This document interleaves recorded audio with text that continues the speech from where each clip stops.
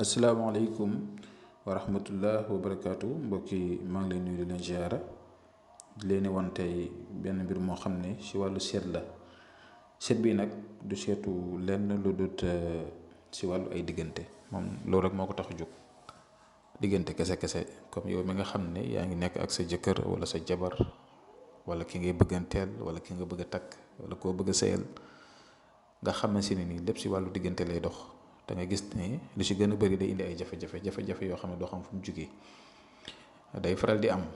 ay nit yu nekk jékki-jékki rek mbir yi di jugee fu ne di leen di dal te duñ xam fu mbir mi jugee parfois nga gis ñu siy ñaanlu waaye balaa ngay ñaanlu si dara da ngay seetlu njëkk xam lii la moo ko waral lu si ne ak li si nekk nii lan la ndax lu naturel la wala lu naturelul la su ko defee seet bi dina ko mën a génne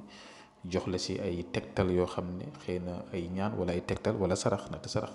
boo gisee mbër yi bëree sax da nga naan mbër mi sarax bi mu def moo tax mu am ndam kon loolu da ciy bokk moo tax incha allah rabi tey ñu ñëw di leen koy wan muy mbir moo xam ne si wàllu ay diggante lay dox tey buñ koy seet dañuy jël ñaari tur yi ku góor ki ak ku jigéen ki waaw moo xam ngeen ni sëy moo xam sëyoo leen ngeen bëgg a sëy lu si mënti nekk rek buñ ko xoolee lépp lu ne si ñaari diggante yooyu moo xam ànd nañ wala ànduñ ndax seen diggante bi jafe-jafe yi si nekk fu mu jógee ak saafara yi lan la. kon loolu moo tax tey ñu ñëw incha allah rabbi fas yéene koo waxtaanee ak yéen leen koy wan ba képp koo xamante ne nii yàlla dogal na ngay koy dund si jafe-jafe yooyu wala nga bëgg